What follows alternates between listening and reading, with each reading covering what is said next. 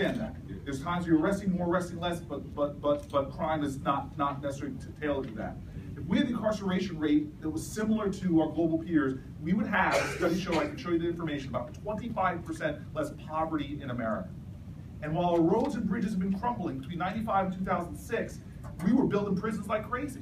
A new prison every 10 days in America. Couldn't fix our schools, couldn't fix our bridges often, and tunnels, but we were building prisons. And so what you say right now is a passionate part of my time in the Senate right now, because I agree with you wholeheartedly that we are losing out on the genius of millions of Americans because of what we do to people that have been convicted. And I'll even go further. It's not even conviction. It's an arrest. Yeah. 75 to 100 million Americans right now have an arrest record. So just so differently, it's 1 out of 3 adult Americans. Yes.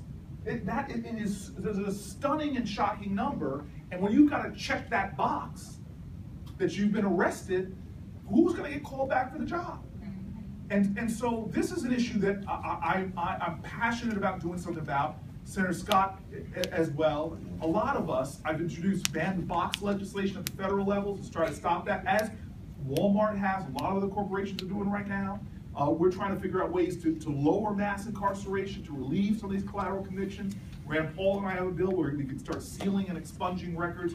But this is such a drain on our economy and so undermines the success of our folks for being arrested. And the last thing I'll say, because I just got to put it out there, we know also in America, factually, that for the same crimes, blacks and Latinos will be arrested at appallingly higher rates. For something like just drug usage and drug sales, there is no difference between blacks and whites for drug usage, drug sales. None. In fact, young white men actually have a higher rate in some categories involving drugs. But an African American will be almost 4 times more likely to be arrested for it than somebody that's white. And so we've created this disproportionate impact on African communities of color and poor communities in our country, which have created in America now.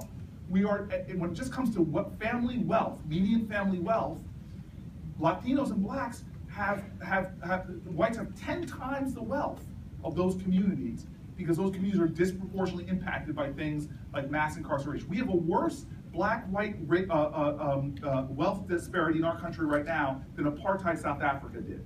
And unless we start dealing with some of these issues that you bring up in such a pinpoint, intelligent way, sir, that's why I'm so happy you asked the question. Unless we start dealing with some of those issues, we're never going to start releasing the true economic potential of our country.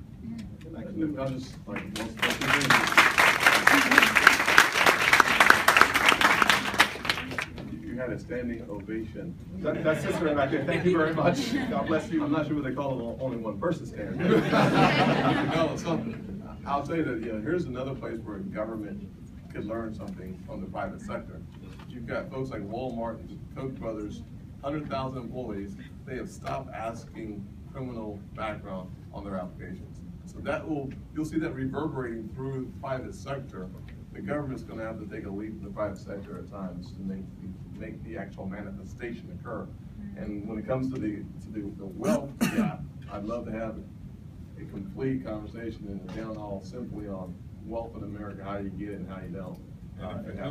And I do want to say something to Tim, because we joke a lot about our differences and our backgrounds. The truth is, my father said, don't walk, when I was an 18-year-old kid, he would look at me in this suburban town in northern New Jersey and said, boy, don't walk around this house like you hit a triple. You were born on third base. I was born on third base. This brother had a lot more challenges than I did as a young man. And what I love about Tim's testimony is, as a Democrat, you often hear Democrats talk about the structural problems in this country. You often hear Republicans talking about